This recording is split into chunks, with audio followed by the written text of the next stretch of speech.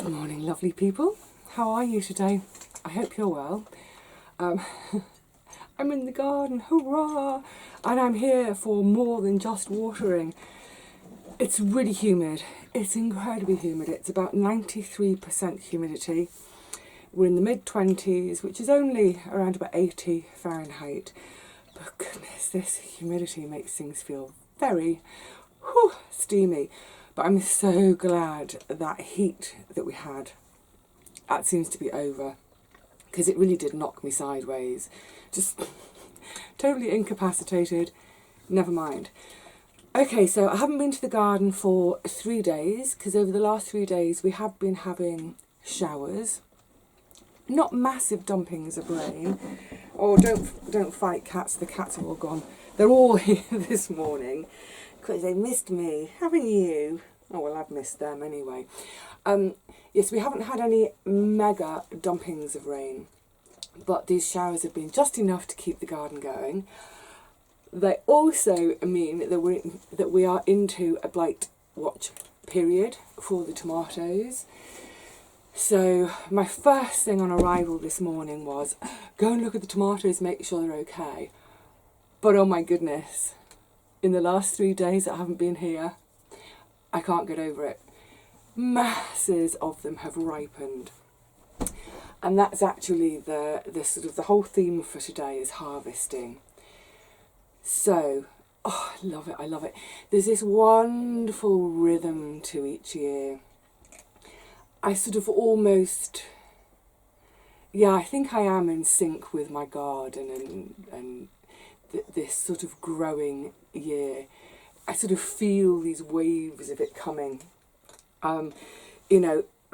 We got to March, April earlier this year, and pretty much all that was left to harvest or eat fresh was some brassicas, a few leftover leaves from the broccoli, the sprouts of the purple sprouting broccoli, the odd carrot here or there, a parsnip maybe. But really through April, May and June, I'm not harvesting. I'm then relying on all my stored produce. And April, May, June become the big, big push every year to plant a whole new garden, to get it all going again, to hopefully give me a whole another year's worth of food. And what I love is that usually, oh Poppy, no, hold on, let me just give her a couple of snacks, otherwise she's going to go mental. Oh, she's climbing over me. There you go, just a couple, sweetie. What I love is that and Rusty too. These cats, oh my goodness. Look, just a couple for each of you. They're just treats. It's not a meal. I'm not your human. I'm not your feeder.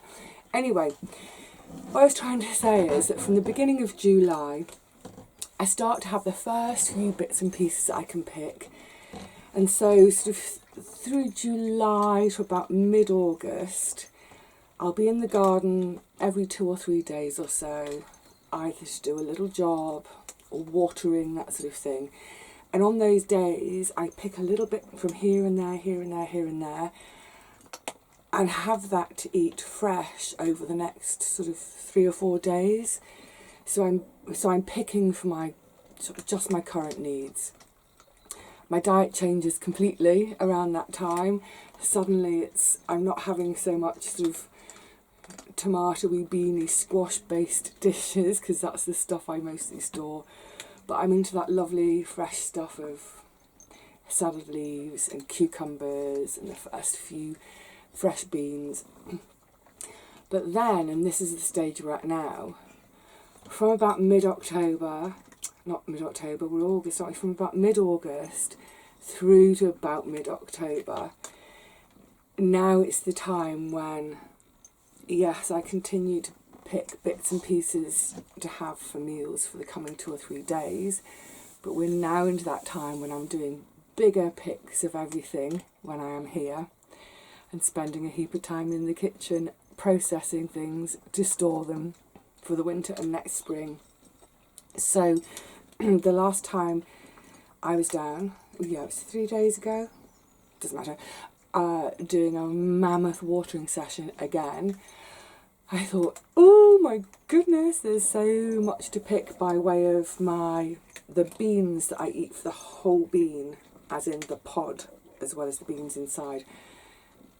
Yeah, I probably could have done with starting my bigger picks, about a week ago. But there were two things. One, I just didn't want to be out here in the heat doing that. But the main thing was, number two, I didn't want to be at home in the kitchen with big pans of water on the boil all the time to do my blanching before freezing.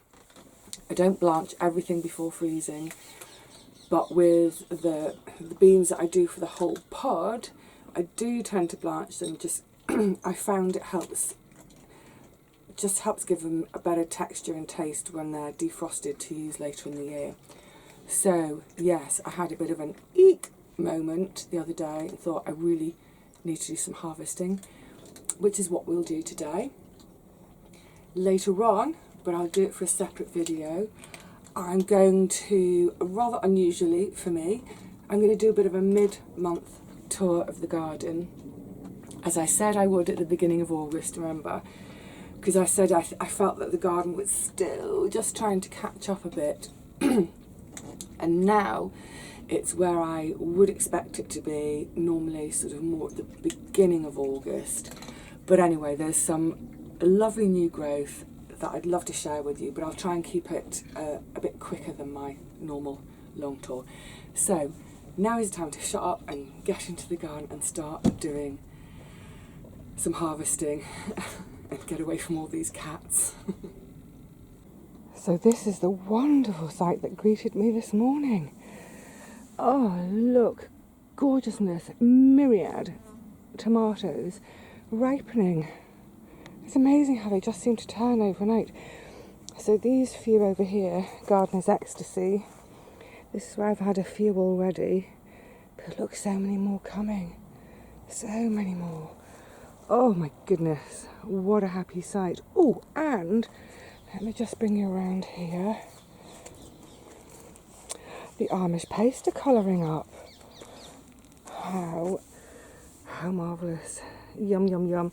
I was chatting to Paul the other night about his roasted tomato pasta sauce recipe. This is going to be perfect. His recipe is going to be perfect for these gorgeous whoppers. Oh, cane down. I don't know if you can see that. This cane has snapped, so these Amish paste are now trying to nuzzle up with my Gary's Gorgiosities. Okay, let's get picking.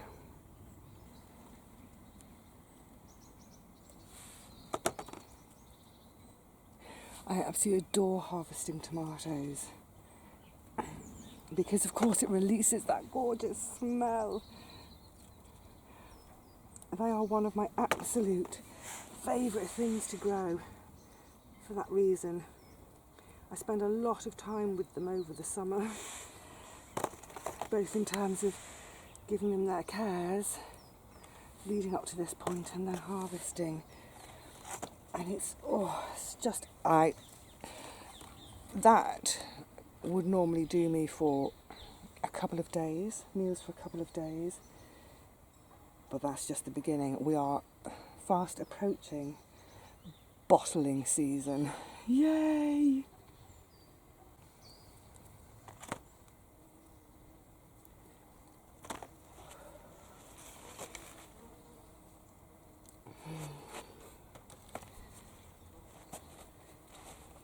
Gosh, it is humid there. Whew.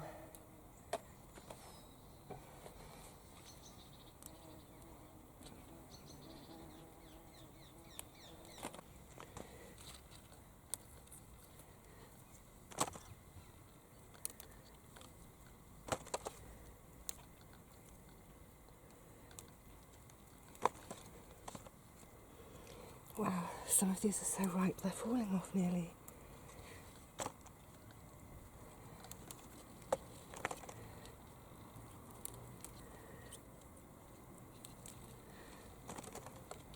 Beautiful, beautiful jewels.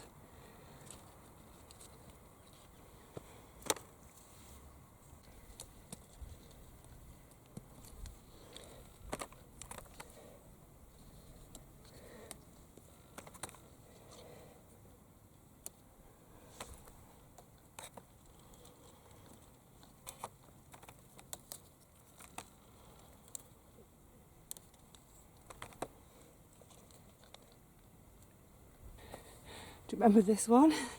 My volunteer in the calendula patch. Well, yes, it's definitely an orange cherry. Beautiful, beautiful little fruits. I finished picking in the main tomato patch, but actually I've left loads where they're sort of on the cusp of being really ripe. Yeah, I've left them, and I will just basically pick some more in another couple of days. Lovely. Oh, I better check up in the cathedral bed because I've got a couple of stray plants there too, but that's all right from a volunteer plant, isn't it? That's rather delightful, actually.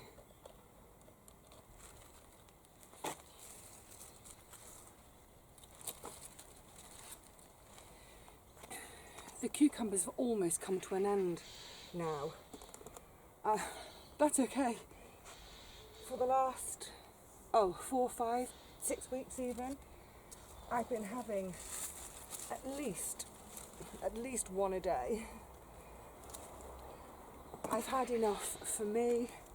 I've had enough to be able to trade a little bit, trade for other veggies, courgettes and stuff. I've had enough to just give away too, which is always lovely. So with these last ones, I think what I'm going to try, go around the other side for that one. I'm going to try freezing them. Now, I know that sounds bonkers because they are just going to turn to mush, but I mush them for my smoothie anyway. So yeah, I think what I'm going to do is just in portions of a half, just chunk them, chop them up, put them in a bit of Tupperware, whatever I've got to fit in the freezer, pop them in the freezer, then I can have them out, and it's like a cucumber icy cubey crush to add to my smoothie in the morning. Great stuff. Right, that will do for now, I think. Oh, maybe one more. Oh, a couple of these are just starting to go over. So yeah, I'll definitely get these ones used up today, and either used up or popped in the freezer. Okay, I think it's time to think about doing the beans. Big job. Ooh, it's definitely muggy. Moving into the beans. I grow beans to eat in 2 different ways. I grow beans to either eat whole in their pod, like this. This is helder. Oh, shush, please. Never catch a break. This is helder. It's a cross between a runner and a French bean. So eat it like a runner, but there's no strings. Lovely. So it's the only climbing bean I do for eating the whole pod. My other pod eating variety is my bird rockencore, which is a bush variety, which I'll go to next. So with these beans that you eat whole for the whole pod, whether it's a climbing French, such as I think Blue Lake Cobra, that type, ideally you want to be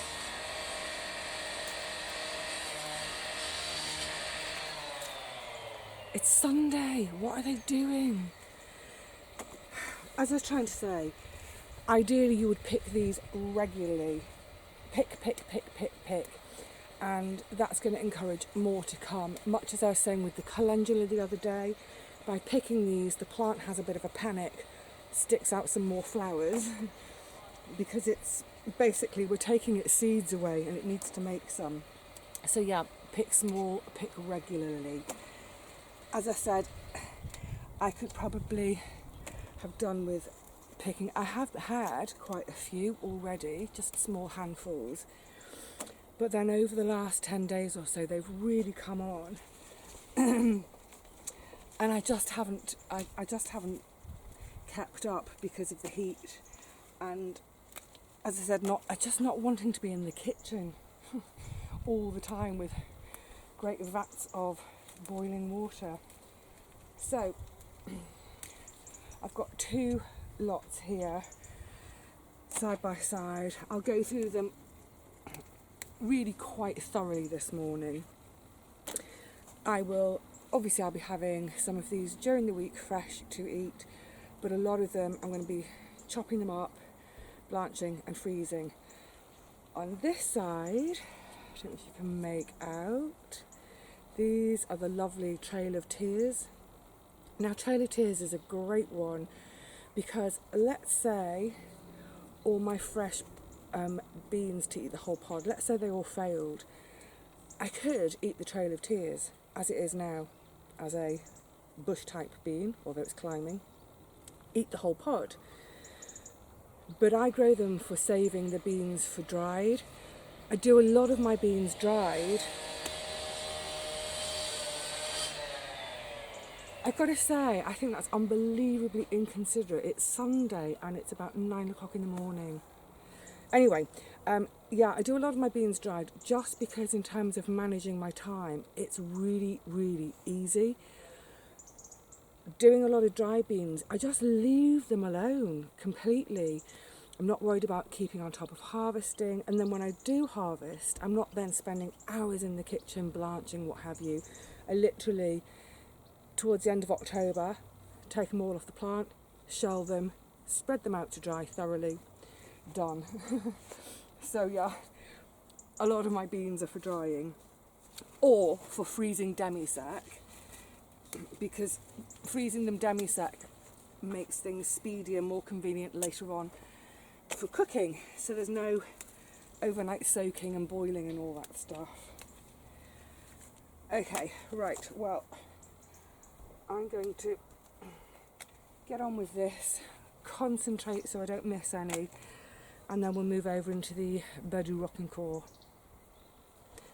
Happy days.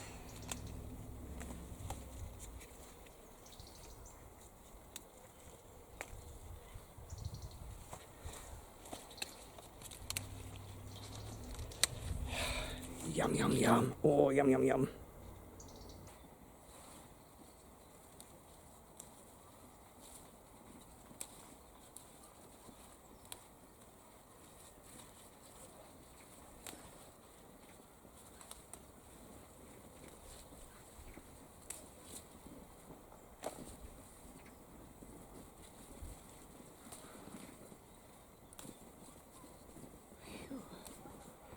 The Bedou Rockencore always take ages to pick at this stage.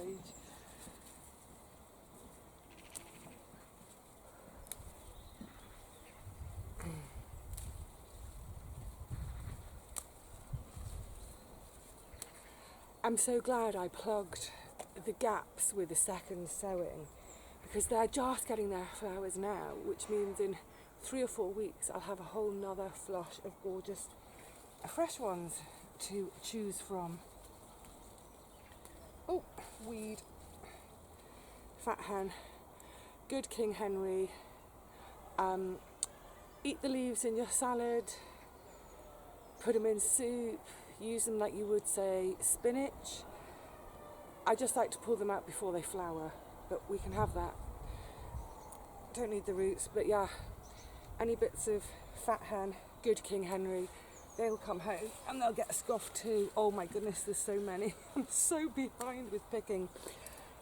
Just to say, while I am here, 2 things with beans when they've gone a bit big and gnarly and maybe a bit tough. Either leave them on the plant and use them for bean saving. So what I'm talking about is when the pods when they're so big that the pod will be tough and horrible to eat, just leave them and use them, let them dry on the plant, and that's seed for next year.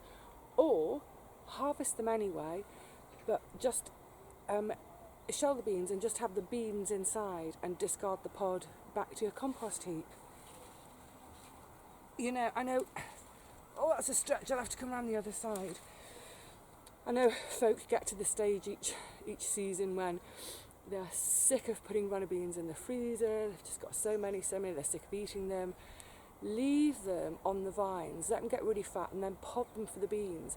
And use the beans like you would, say kidney beans. I use my runner beans, I don't have any this year actually, because of the failure last year, I didn't have any seed, but In the past, I use them when I make my chili sans carne.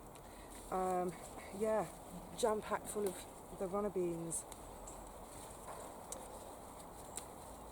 There's always something you can do with your harvest.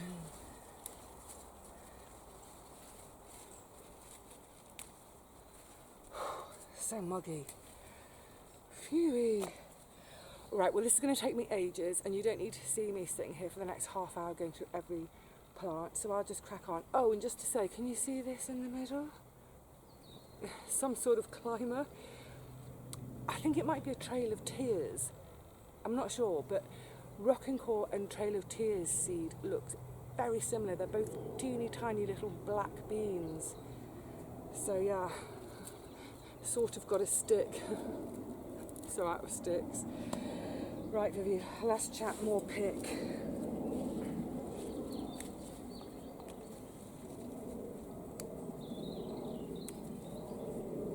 Oh, that's a happy sight, isn't it? Enough to keep me busy in the kitchen now for the next couple of hours or so, and evidence snacking on my chickpeas. Oh, yeah, happy days. Happy, hot, humid days. Yes, this is more than enough to keep me occupied for a couple of hours when I get home. Oh, I love that pop of the chickpeas. I am going to go and harvest some more chickpeas now. Ideally, I would leave the chickpeas to dry on the plants, much as I do with my dried beans. But for the last couple of years, the mice beat me to it. This year, I'm determined to beat them. They are ridiculously fiddly when they're green. Worth it. They're so gorgeous. But yeah, I mean, I'll do a picking now of them green. Picking them takes a while because I'm going to be feeling each and every one for whether there's a well-developed pea in there yet. So picking will take a while, and then getting them out is going to take ages. It'll probably be a case of open one, eat one, open one, save one, open one, eat one. But what I did last year, tried to keep on top of the green ones last year, was sorry, I'm just distracted, friends here. I froze them green. And actually they work quite, you can't see, it's so bright, isn't it? They work quite well, frozen green. Not defrost them, take them out of the freezer, steam them for sort of 5-10 minutes. It sort of warms them up more than anything, gets rid of that frost, and then chuck them in a beanie salad. I will try to do a few dried again this year, but not the whole patch, because there is a danger I'd lose the lot. Right, well, for now, that's enough from me. I've got my work cut out, and I am going to now film, but you won't see it for a couple of days. I'm going to do a quick whip round the garden. The focus is probably going to be on the squash, because, oh my goodness, they are growing. But that's for next time. So until then, please look after yourselves, stay well, enjoy your harvests, enjoy the fiddliness of your chickpeas and the reward that you get out of them if you've been growing chickpeas this year. I know quite a few of you have tried it for the first time this year.